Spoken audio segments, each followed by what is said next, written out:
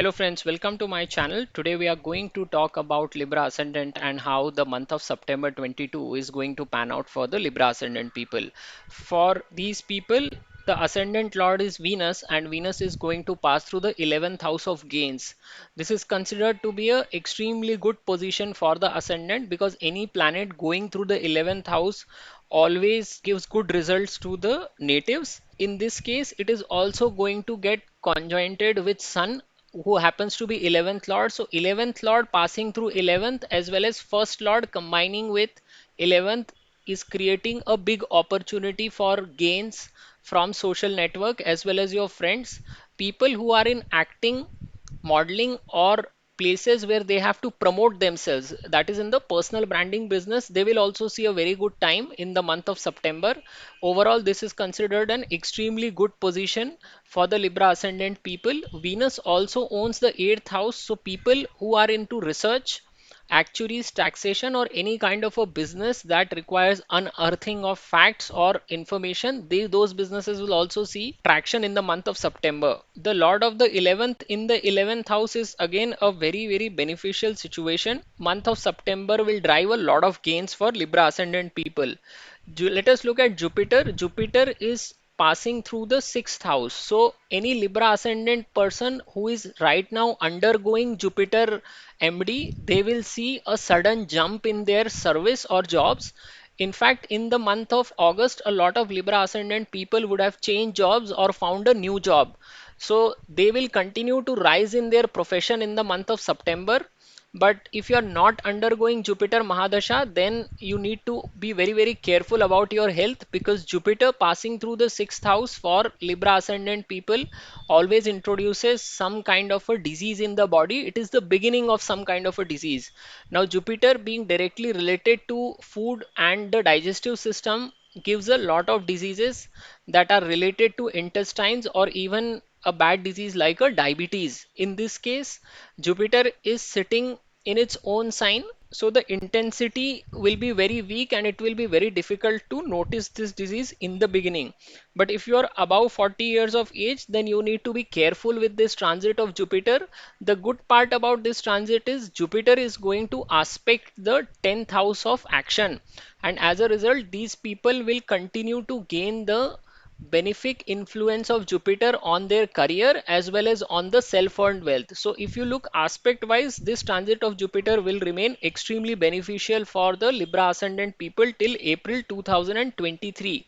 Mercury is the lord of 9th and 12th house and is passing through its own house in 12th. Now Mercury is another benefic planet for Libra ascendant, and 12th lord through 12th also owning the 9th house would mean long distance journeys or foreign travel is definitely possible in the month of September. People who are undergoing Mercury MD can even permanently relocate to a foreign country in such kind of a placement.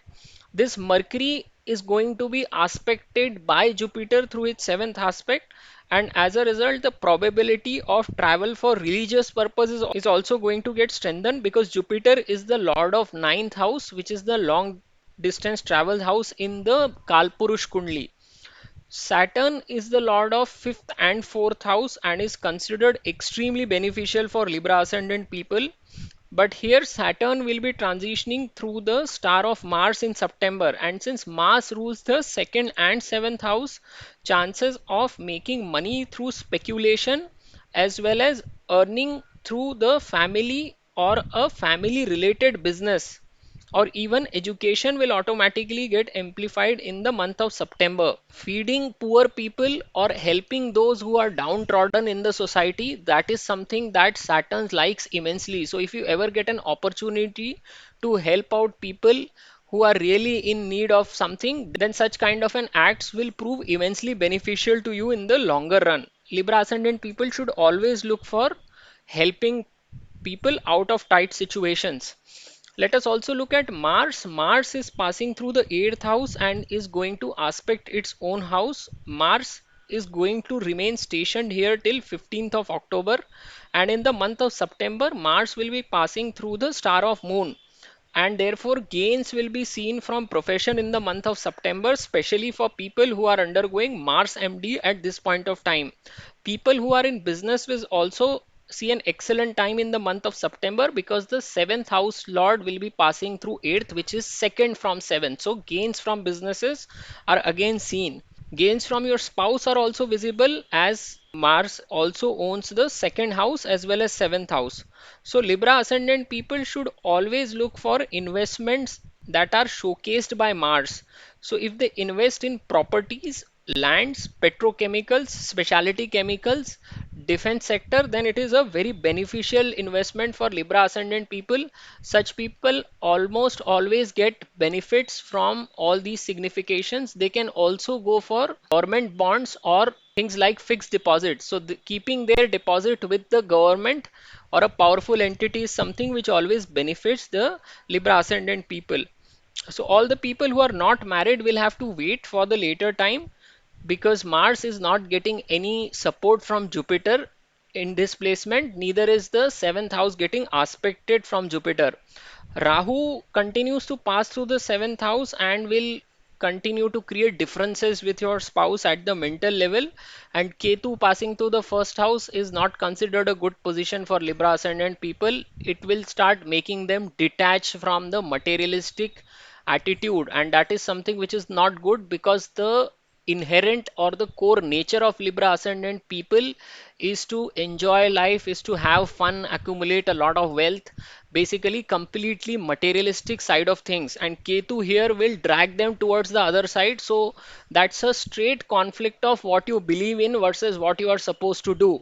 So it is strongly advised that the Libra ascendant people should feed black dog on Wednesday, and this is going to be a very helpful act for tackling this poisonous opposition of Ketu. There are also certain dates when person needs to be very careful. These are the dates when moon passes through the 6th, 8th and 12th house. For Libra ascendant people, these dates are 11th to 17th of September, the whole week. Along with this, 26th and 27th September are also the days when Libra ascendant people need to be very, very cautious. But overall, this is an excellent month, because the combination of ascendant lord in 11th along with the lord of 11th is going to be a amazing combination for the Libra ascendant people. So if you have liked my video, please do subscribe to my channel, and thank you very much for watching. नमस्ते दोस्तों, मैं प्रसाद जोशी अपने channel में आपका स्वागत करता हूं। आज हम जानने का कोशिश करेंगे कि तुला लग्न वालों के लिए सितंबर 2022 का महीना कैसे साबित होगा। देखिए, तुला लग्न का जो सिंबल होता है वो एक तराजू का होता है, तो ये लोग हमेशा हर काम बैलेंस तरीके से करते हैं। इनके जीवन में बैलेंस होना बहुत ज़रूरी है और ये हमेशा उसी के लिए प्रयत्न करते रहते हैं। आप अगर कानून को देखेंगे तो उनके भी हाथों में तराजू होता है, तो ऐसे लोग हमेशा जस्टिस के बारे में सोचते हैं और ये किसी के भी साथ अन्याय होते हुए देखना पसंद नहीं करते हैं। अब अगर सितंबर महीने की बात करते हैं तो शुक्र 11वें भाव से गुजर रहा है। लग्नेश का 11वें भाव से गुजरना बहुत अच्छा सिचुएशन होता है। व्यक्ति स्वयं के एफर्ट से किसी न किसी प्रकार का लाभ कमाता है। तो अगर आप स्वयं का कोई बिजनेस करते हैं, पर्सनल ब्रांडिंग के बिजनेस में हैं, सोशल मीडिया पर एक्टिव हैं, आपके चैनल कोर्सेज वगैरह चलते हैं, तो ये समय आपके लिए बहुत अच्छा रहेगा। अगर आप एक्टिंग में हैं, मॉडलिंग में हैं, तो भी ये समय, जहाँ पर भी आप अपने शरीर का उपयोग करते हैं, वो भी प्रोफेशंस में आपके लिए गेन होता हुआ दिखेगा सितंबर के महीने में। यहाँ पे अच्छी बात यह है कि 11वें भाव का स्वामी भी स्वयं 11वें भाव में बैठा हुआ है और लग्न स्वामी वहां जाके ज्वाइन कर रहा है, तो ये बहुत ही बढ़िया लाभकारी कॉम्बिनेशन क्रिएट करता है आपके लिए सितंबर के महीने में। और इस तरह के कॉम्बिनेशन जनरली कम बनते हैं। अब शुक्र यहाँ पर अष्टम भाव का भी स्वामी होता है, तो अष्टम भाव का 11वें भाव में जाके बैठना स्वामी का, इसका मतलब दिखाता है कि जितने भी लोग अष्टम भाव से जुड़ा हुआ काम करते हैं, यानी रिसर्च में है, टैक्सेशन में है, एक्चुरीज से रिलेटेड बिजनेस करते हैं, या कोई भी छुपा हुआ कार्य खोद के निकालें, यानी डेटा माइनिंग में, टेक्नोलॉजी रिलेटेड कामों में, सीबीआई या इस तरह के संस्थानों में, जहाँ पे भी छुपी हुई चीजें खोद के निकालना, उन सब के लिए भी बहुत अच्छा समय होगा सितंबर के महीने में।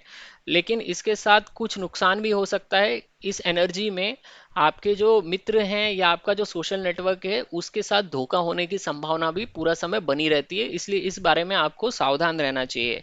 एक नज़र गुरु पे डालते हैं। गुरु छठवें भाव में बैठे हुए हैं, तो जिनकी भी गुरु की महादशा चल रही है, तुला लग्न वालों की, उनको अगस्त के महीने में डेफिनेटली नया नौकरी मिला होगा और उनको इस नौकरी में सितंबर के महीने में भी अच्छा टाइम देखने को मिलेगा।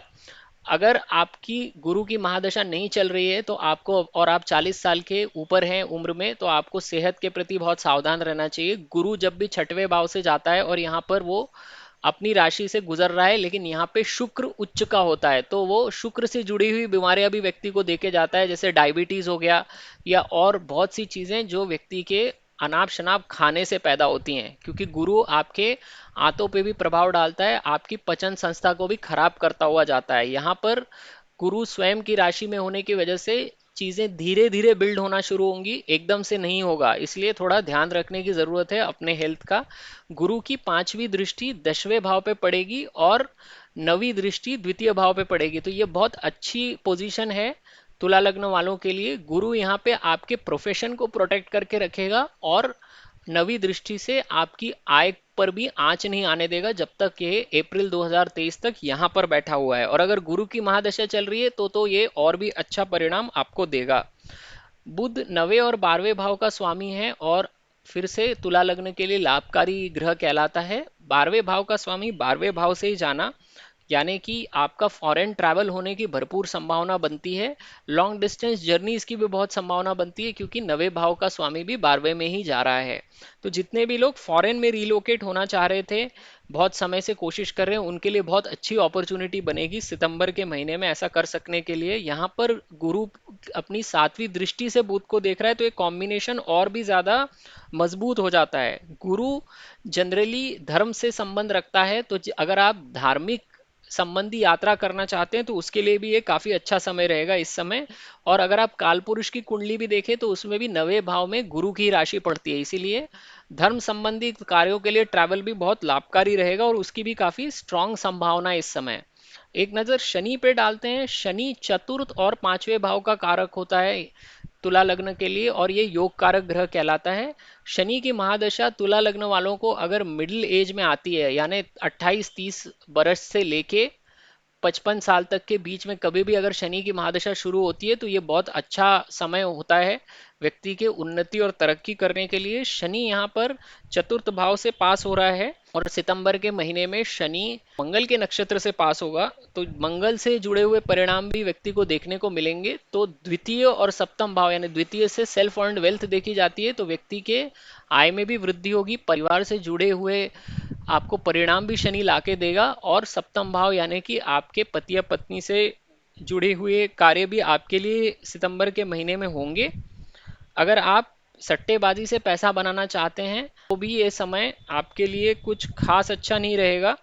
अगर आपका परिवार से जुड़ा हुआ बिजनेस है या एजुकेशन से आप जुड़े हुए हैं तो इस महीने में अर्निंग के चांसेस आपके लिए बढ़ जाएंगे। तुला लगने के लोगों को हमेशा उन लोगों की मदद करते रहने चाहिए जो गरीब हैं, जो बहुत बुरी अवस्था में हैं। दबे कुचले लोगों की हेल्प करने से तुला लगने के लोगों को बहुत ज़्यादा फायदा होता है, क्योंकि शनि अच्छे परिणाम देना शुरू हो जाता है। एक तरह से ये शनि की ऊर्जा का इस्तेमाल कर लेना कहलाता है। तो अगर आप किसी भी ऐसे मुसीबत में फंसे हुए लोगों की या गरीब लोगों की मदद करते हैं तो शनि आपके ऊपर खुश हो जाता है और आपको परिणाम देता है अच्छे। एक बार नजर मंगल पे डालते हैं। मंगल अष्टम भाव से गुजर रहा है और यहाँ से अपने ही भाव को देखेगा, द्वितीय भाव को। मंगल यहाँ पे चंद्र के नक्षत्र से गुजरेगा तो आपको दशम भाव से जुड़े हुए, यानी कि आपके एक्शन से जुड़े हुए परिणाम भी मिलेंगे सितंबर के महीने में। जितने भी लोग अपने स्वयं के व्यवसाय में हैं, उनके लिए भी सितंबर का महीना बहुत अच्छा निकलेगा। आपको अपने पति या पत्नी से भी लाभ होगा इस समय में। और अगर आप किसी भी ऐसे जगहों पर निवेश करते हैं जिन क्षेत्रों का स्वामी मंगल होता है, जैसे कि आपका डिफेंस सेक्टर हो गया, जमीन जायदाद से जुड़ी हुई चीजें हो गई, पेट्रोकेमिकल तेल हो गए, केमिकल्स हो गए, स्पेशलिटी केमिकल्स हो गए, इन सब चीजों में अगर आप इन्वेस्ट करते हैं तो आपको बहुत लाभ होगा। तुला लग्न के लोगों को सरकार से भी संबंध पड़ता है, क्योंकि 11वें भाव में सूर्य की ही राशि पड़ती है। तो ऐसे लोग अगर गवर्नमेंट बॉन्ड में इन्वेस्ट करते हैं, सोने में इन्वेस्ट करते हैं, या फिर ट्रेजरी बॉन्ड्स में इन्वेस्ट करते हैं, तो भी इन लोगों के लिए काफी अच्छा निवेश का ये सोर्स होता है। जितने भी लोगों का शादी नहीं हुआ है उनको अभी वेट करना पड़ेगा। मंगल जो सप्तम भाव का स्वामी है वो अष्टम भाव से गुजरेगा, तो मैरिज के लिहाज से तो ये अच्छा कॉम्बिनेशन नहीं कहलाता है। और अभी गुरु का भी इन्वॉल्वमेंट नहीं हो रहा है, ना तो मार्स पे गुरु की दृष्टि पड़ रही है, ना सप्तम भाव का गुरु से कोई संबंध आ रहा है। तो इन लोगों को अभी और इंतजार करना पड़ेगा।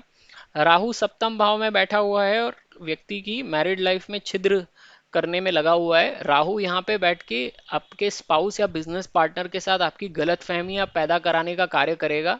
लोगों के बीच में, जिन्हें हम कहते हैं कि कपल्स अलग हो गए या उनके बीच में दूरियां बढ़ गई या गलत फहमियां आ गई, ये सब कराने का कार्य राहु का होता है। और आप कभी भी देखिएगा, जितने भी लोग किसी भी समस्या से पीड़ित होते हैं, 80 या 90% लोगों की या तो राहु की महादशा चल रही होती है, या राहु अंतरदशा या प्रत्यांतर दशा में उनके आया हुआ होता है। तो राहु हमेशा ही व्यक्ति को कंफ्यूज करने का कार्य करता है। ये व्यक्ति को तरह तरह की मृग तृष्णाओं में उलझाता है। तो व्यक्ति को लगता है कि वो तो पूरे विश्व को जीत ले, ऐसी उसमें शक्ति है, और बाद में जाके उसको पता लगता है कि अरे ये मैं क्या बेवकूफ था जो इस तरह की बातें सोच रहा था। तो राहु का काम इल्यूजन्स क्रिएट करना है। तो व्यक्ति को इससे बच के रहना चाहिए। अपने पति या पत्नी के साथ विवाद में बिल्कुल मत उलझिए जब तक राहु यहाँ बैठा हुआ है। अगर व्यक्ति की जन्म कुंडली में ही राहु सप्तम भाव में होता है तो उसको हमेशा यह सलाह दी जाती है कि आप किसी ऐसे व्यक्ति से शादी कीजिए जो आपकी जाति का ना हो। इंटर कास्ट मैरिज या इंटर कंट्री मैरिज भी कीजिए। इंडिया में है तो फॉरेन में कहीं किसी दूसरे व्यक्ति से शादी कर लीजिए, तो राहु यहाँ पे आपका मैरिड लाइफ खराब नहीं करता। नहीं तो अगर आप सेम कास्ट में शादी करते हैं तो राहु यहाँ पे रह के आपकी शादी को भंग करने का कार्य करता है। अभी अगर आप ऐसे दिन देखेंगे जब आपको सावधान रहना है सितंबर के महीने में, तो 11 से 17 सितंबर पूरा हफ्ता तुला लग्न वालों के लिए सावधान रहने का समय है। और 26 और 27 सितंबर, कुल मिला के 9 दिन ऐसे हैं सितंबर में जब व्यक्ति को सावधान रहना चाहिए और कोई भी क्रिटिकल डिसीजंस लेना टालना चाहिए इस समय में। अगर आप कुल मिला के देखेंगे तो तुला लग्न वालों के लिए बहुत ही बेहतरीन समय रहेगा। खास करके अगर आपकी शुक्र की महादशा चल रही है तो ये समय बिल्कुल याद रखने वाला रहेगा। तो ये आपका कुल मिला के समरी थी तुला लग्न की सितंबर महीने के लिए। अगर आपको मेरा वीडियो पसंद आए तो मेरे चैनल को ज़रूर सब्सक्राइब कीजिए। ये वीडियो देखने के लिए आपका बहुत बहुत धन्यवाद।